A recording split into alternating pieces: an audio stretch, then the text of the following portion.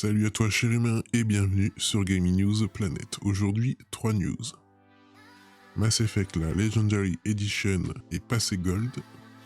PlayStation revient dans le mobile avec ses franchises phares. Et enfin, Nintendo, de nouvelles franchises en cours de développement.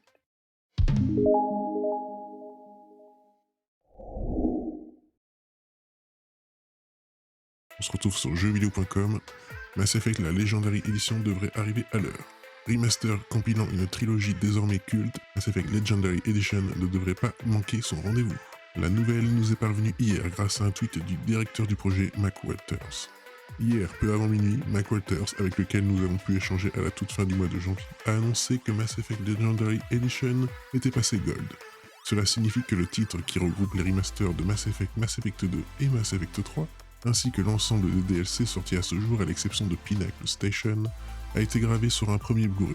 Ce dernier, dénommé Master, va être envoyé pour validation, puis reproduit en usine pour fabriquer les copies physiques du titre. Par conséquent, et à moins d'un énorme changement à la Cyberpunk 2077, Mass Effect Legendary Edition sera bien disponible le 14 mai prochain sur PC, PS4, PS5 et Xbox Series. Pour le moment, nous n'avons pas pu voir le jeu tourner au cours de longues séquences, mais nos confrères d'IGN ont récemment proposé une vidéo comparative de 11 minutes, présentant de nombreux extraits. Cependant, BioWare a fourni cette semaine toute une liste de changements liés au gameplay, au combat, au mako et aux bugs, tout en nous promettant un point technique dans les prochains jours. On se retrouve sur Jeux Vidéo Live, PlayStation revient dans le mobile avec ses franchises phares. Au vu de la popularité des jeux mobiles, Sony recherche la perle rare pour réinvestir plus sérieusement dans cette division. Uncharted, God of War ou The Last of Us sur smartphone. Ce n'est pas une première pour Sony et sa branche PlayStation, mais le constructeur a besoin d'un candidat pour superviser ce retour, dans un secteur qu'il a déjà occupé avec des compagnons aptes, voire des runners reposant sur des séries comme Little Big Planet avec Run Sackboy, Run Uncharted Fortune Hunter ou même Ratchet & Clank Before the Nexus. En effet, une offre d'emploi circule actuellement. Le groupe japonais souhaite s'attacher les services d'un Head of Mobile au sein de PlayStation Studios, soit un individu qui sera le patron de la division mobile. Son objectif sera donc de veiller au bon développement des softs qui, semble-t-il, a déjà commencé et créer un plan de production s'étendant de 3 à 5 ans en adaptant les franchises populaires. Ce sera donc sûrement l'occasion de voir débarquer sur ces petites machines portatives des licences qu'on ne présente plus aujourd'hui, Uncharted et God of War entre autres.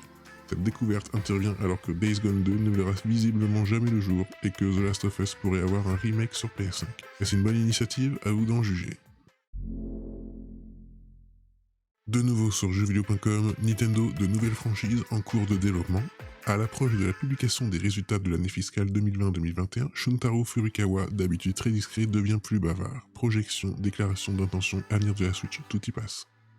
Dans une récente interview accordée à Nikkei et traduite par Nintendo Everything, Shuntaro Furukawa a donné la direction que suivra Nintendo dans les prochains mois et années, le tout sans dévoiler précisément ce que la firme avait derrière la tête. Tout d'abord, le président a réaffirmé que l'ambition première était de proposer des jeux intéressants, qui invitent les joueurs à acheter ces jeux plutôt que d'autres, et d'y consacrer leur temps libre. Comme vous le savez peut-être, l'année 2020 de Nintendo a été marquée par l'anniversaire de Super Mario Bros, et notamment les sorties de Super Mario Bros 35 et la compilation Super Mario 3D All-Star. Un focus sur le passé que tente de contrebalancer Shuntaro Furukawa dans son discours. À mesure que nous passons plus de temps chez nous, nous avons de plus en plus l'embarras du choix en matière de divertissement. Pour que les gens choisissent de jouer à nos jeux avec leur temps libre limité, les jeux doivent être intéressants. La concurrence est féroce et nous ne prenons pas la situation actuelle à la légère. Nous sommes constamment à la recherche de nouvelles idées et recherchons ce que nous pouvons utiliser ensuite. À l'avenir, nous voulons non seulement travailler sur nos séries de base, comme Mario et Zelda, mais aussi travailler sur de nouveaux jeux et de nouvelles séries. La question de la Switch Pro ayant été inévitablement posée, le président de Nintendo a dû répondre, mais comme d'habitude, il a esquivé la question de la Switch Pro pour axer son discours sur la recherche et le développement. Nous réfléchissons constamment à des idées pour de nouvelles consoles, mais de nombreuses idées ne sont tout simplement pas réalisables en raison des coûts ou des limites de la technologie. Nous consacrons beaucoup de ressources au développement de la technologie au cas où l'une des idées deviendrait réalisable à l'avenir. Autrement dit, et comme de nombreuses autres sociétés, Nintendo met en chantier de nombreux projets afin de trouver la bonne idée qui permettra à l'entreprise de continuer à prospérer. Cependant, nous n'aurons pas de nouvelles de la prochaine console Nintendo avant un moment, la société ayant déclaré que la Switch était au milieu de sa vie. Et voilà, c'est la fin de cette vidéo, j'espère qu'elle vous aura plu. Si c'est le cas, n'oublie pas de mettre un like, de t'abonner, d'activer la petite cloche et de me suivre sur Twitter.